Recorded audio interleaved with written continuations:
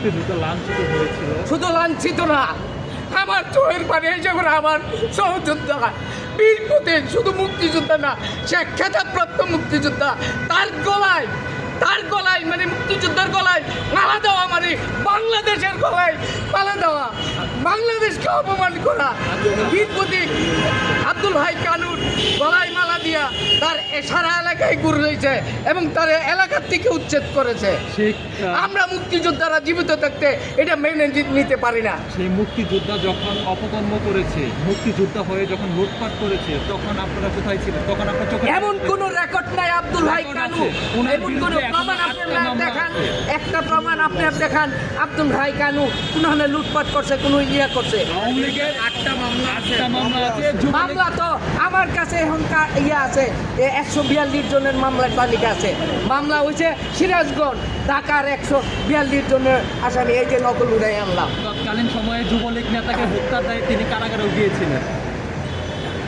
এখন মামলা তো তখন তিনি তো মুক্তিযোদ্ধা ছিলেন না, তখন মামলা এমন ভাবে হইতেছে, মামলা যেখানে আওয়ামী লীগের আমলের মামলা, তখন আপনি কোথায় ছিলেন? এখনকার মামলা কার নামে মামলা ছিল?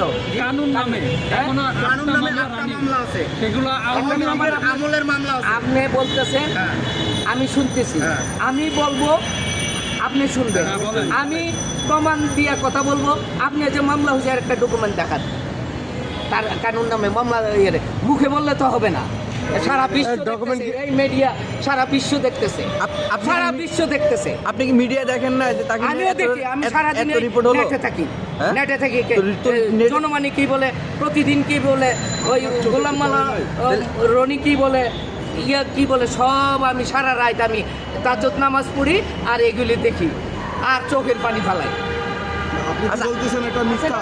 কেন ওনাকে এরকম করলো? উনি কি ধরনের কাজ করেছিলেন? ওনাকে এখন জামাতের তারা করছে, এখন মুক্তিযুদ্ধকে যারা অস্বীকার করে তারা তো এটা করতেই পারে, তাদের জন্য কোনো ব্যাপার না। যেখানে সর্বোচ্চ বিদ্যাপীঠ ঢাকা বিশ্ববিদ্যালয়ে জিন্নার, যেখানে আমরা পরাজিত শক্তি জিন্নার মৃত্যুবার্ষিকী পালন করে এবং পাকিস্তানি পতাকা উড়াইতে পারে, এর চেয়ে দুঃখের বিষয়। আপনারা নতুন প্রজন্ম, পাকিস্তানি পতাকা আপনারা উড়াইছে, আপনি স্বাধীন কি বাংলাদেশের প্রমাণ দেখাতে পারবেন? সন্তান, আপনাদের বিবেকে প্রশ্ন করেন এটা ঠিক কিনা।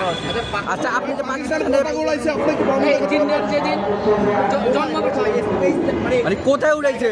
কোথাও উড়াইছে? ডকুমেন্টস হ্যাঁ? ঢাকা ইউনিভার্সিটি দেখেন নাই? না, আমরা তো দেখলাম। আপনারা সাংবাদিক আমারে প্রশ্ন করেন কেন?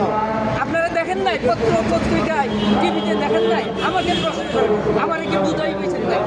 আমি একজন মুক্তিযোদ্ধা। আচ্ছা, আপনারা তো ভালো করে জানেন, আমাকে প্রশ্ন করেন কেন? আচ্ছা, আপনি একজন মুক্তিযোদ্ধা হিসাবে ইন্ডিয়াকে কেমন চোখে দেখেন বাংলাদেশের জন্য? ইন্ডিয়া মুক্তিযুদ্ধের সময় আমাদের সর্বোচ্চ সহযোগী ছিল। আমাদের মুক্তিযোদ্ধারা থাকার জায়গা দিছে, 2 কোটি লোকরে খাওয়াইছে, আমাদের ট্রেনিংয়ের ব্যবস্থা করছে, অস্ত্রের ব্যবস্থা করছে এবং মুক্তিযুদ্ধে স্বাধীনতার জন্য তারা প্রায় 17,000 লোক তাদের সৈনিক মারা গেছে এই মুক্তিযুদ্ধ করতে। স্বাধীন করছে আমার 16 বছরে। হ্যাঁ, আপনাকে ভাই কথা কও না। আরে মিয়া তুমি কথা কও।